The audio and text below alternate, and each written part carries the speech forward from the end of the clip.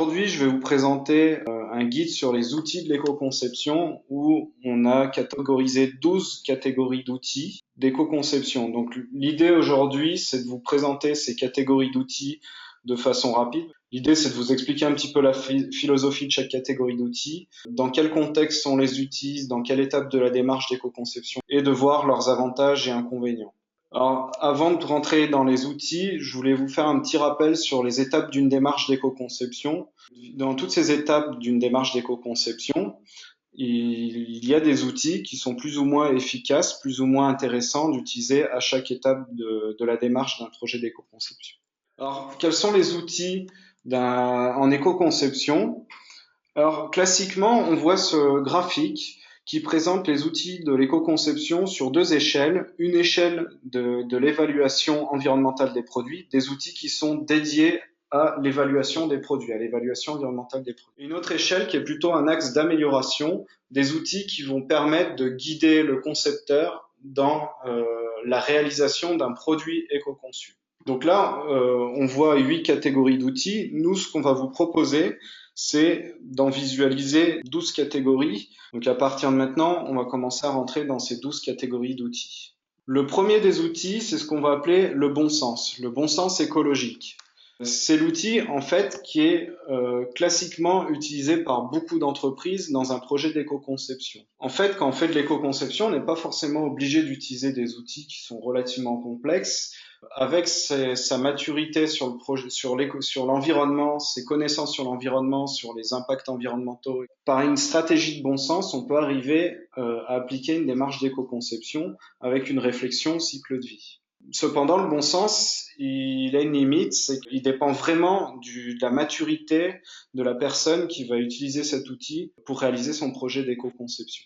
Alors, cet outil-là, en fait, il semble très lié à l'étape de brainstorming, à l'étape de recherche de pistes d'éco-conception. Mais en fait, cet outil-là, on va le retrouver à toutes les étapes d'une démarche d'éco-conception. Du choix du produit, de identifier les enjeux de l'entreprise, du brainstorming jusqu'à la communication environnementale que certains réalisent avec des démarches de bon sens.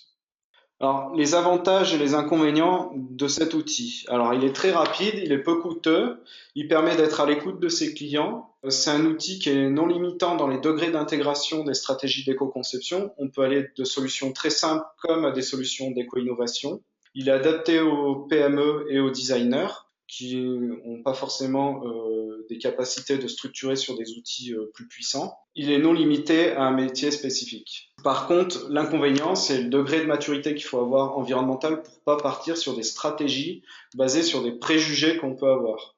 Les stratégies, elles peuvent conduire à simplement écouter ses clients et ces clients, les attentes qu'ils ont vis-à-vis de l'environnement, sont peut-être pas pertinentes par rapport aux vrais enjeux environnementaux du produit. Donc, ce qui implique aussi un non-contrôle des transferts d'impact, un non-contrôle des indicateurs qu'on va mettre environnementaux. Et pour des industriels, ça donne l'impression de fonctionner en aveugle. Donc, voilà pour l'outil de bon sens écologique. Ensuite, on a un outil qui peut être de la veille. La veille qui peut prendre différentes formes, qui peut être de la veille réglementaire, de la veille de référentiel d'éco-conception, type que des labels, de la veille concurrentielle, quelles sont leurs démarches d'éco-conception de mes concurrents, quels sont des exemples de produits éco-conçus, je peux m'inspirer de produits éco-conçus, je peux faire de la veille fournisseur, à savoir s'ils n'ont pas des solutions éco-conçues que je pourrais intégrer dans mon produit, de la veille contextuelle médiatique, savoir s'il y a des sujets d'actualité émergents qui vont influencer des enjeux autour de mon produit et du coup qui pourraient influencer mes stratégies d'éco-conception, de la veille technologique, des technologies qui peuvent émerger et répondre à certains problèmes. On peut aussi télécharger des ACV de concurrents, de produits qui sont relativement similaires à celui que je veux éco-concevoir, qui va permettre d'éviter de faire une ACV et de savoir où sont les enjeux environnementaux de façon très rapide sans perdre de temps.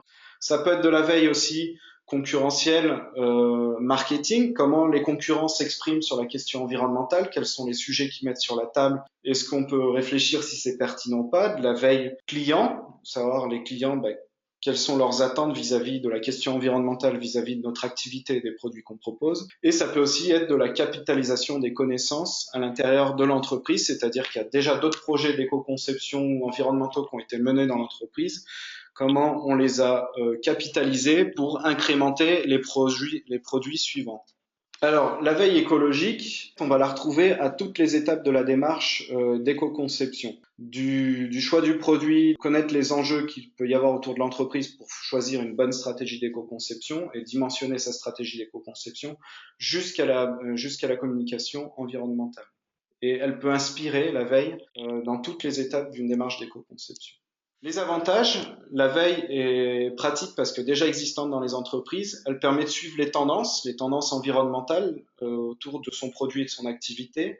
Elle permet de trouver de l'inspiration. L'inspiration, elle peut venir de produits qui peuvent être assez différents de son activité, donc s'inspirer d'autres exemples dans d'autres secteurs d'activité permet aussi de l'inspiration. On reste à l'écoute des marchés et du contexte global vis-à-vis de la question environnementale. L'inconvénient, ça implique de mettre en place des stratégies en réaction par rapport à ses concurrents qui sont pas toujours pertinentes. Donc, les concurrents peuvent partir dans des stratégies environnementales, mais qui finalement sont peu intéressantes d'un point de vue réduction des enjeux environnementaux qui se focalisent pas sur les enjeux environnementaux principaux. Pas toujours aisé à effectuer régulièrement pour une PME. Mettre en place une veille sur tous ces sujets-là, et que sur la question environnementale, il y a des tas d'autres sujets à traiter.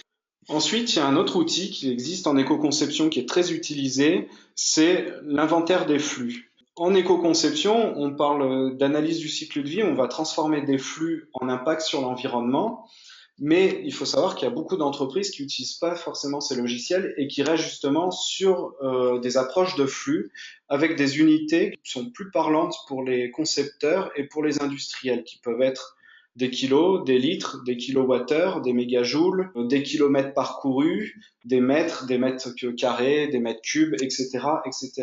Ces inventaires de flux sont des unités qui sont beaucoup plus parlantes pour un concepteur. Et l'idée, c'est de réduire, par exemple, j'ai une machine dont j'ai besoin de 100 kg de matière, l'éco-concevoir, je peux dire que je vais utiliser 70 kg de matière pour faire la même machine dans le même matériau. Alors l'inventaire des flux, on l'utilise dans toutes les étapes d'une démarche d'éco-conception, sauf dans la première étape de la démarche d'éco-conception, qui est l'étape de cadrage de la démarche. On peut l'utiliser dans l'évaluation de référence, on peut avoir cette même logique dans la recherche de pistes d'éco-conception, à évaluer le potentiel de chaque stratégie, dans l'aide à la décision pour savoir si c'est pertinent ou pas et dans quelle proportion on réduit l'empreinte environnementale. Dans l'évaluation comparative, on peut aussi l'utiliser, et en communication environnementale, finalement, si les concepteurs ont compris ces indicateurs, les clients vont aussi bien les comprendre parce que c'est des unités qui parlent à tout le monde. Donc c'est aussi un vecteur communication intéressant. Alors les avantages, indicateurs compréhensibles de tous, rapide et sans connaissance particulière par rapport à la question environnementale, ni même de posséder des outils spécifiques. Par contre, l'inconvénient, c'est que ça n'entraîne pas de stratégie éco-innovante, on ne va pas aller dans des stratégies de rupture par rapport à son produit. Il risque d'y avoir des transferts d'impact si on s'est mal maîtrisé, si c'est fait sur des préjugés. C'est des stratégies qui sont souvent, l'inventaire de flux, on va surtout être à des isomatériaux, c'est-à-dire si je réduis ma quantité d'acier, il faut que je reste sur de l'acier. Si je passe de l'acier à un composite carbone, j'ai certes une réduction de poids, mais j'aurais peut-être généré d'autres impacts. Donc il faut bien que ça marche bien à isomatériaux et sur des produits à des isofonctions qui répondent aux mêmes fonctionnalités. Cette approche peut entraîner des pertes de la vision globale du produit et de ses performances fonctionnelles. Ensuite, un autre indicateur, alors pour le coup qui est plus identifié comme un outil de l'éco-conception, c'est des empreintes monocritères. Alors l'empreinte monocritère, c'est qu'on va utiliser un seul critère d'impact sur l'environnement. Le plus connu, ça va être le CO2, les équivalents CO2, mais on pourrait aussi avoir les mégajoules, avoir une quantité d'énergie, etc., etc. L'empreinte monocritère, quand on l'utilise dans un projet d'éco-conception, dans toutes les étapes de la démarche, sauf dans l'étape de brainstorming et de la recherche de pistes d'éco-conception.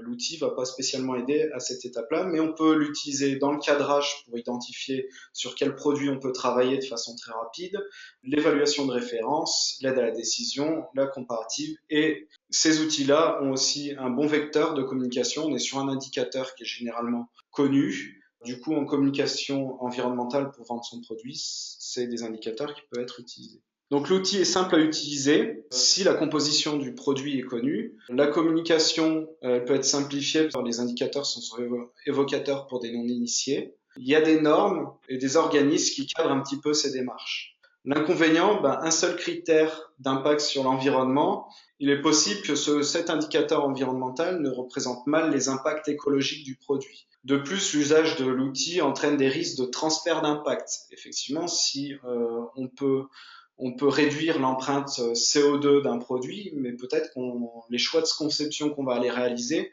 vont entraîner des impacts sur d'autres catégories d'impact. Du coup, qu'on va pas voir avec un outil monocritère. Ne propose pas de stratégie d'éco-conception. On quantifie l'impact environnemental du produit, mais c'est pas l'outil qui va nous aider à réfléchir à des stratégies.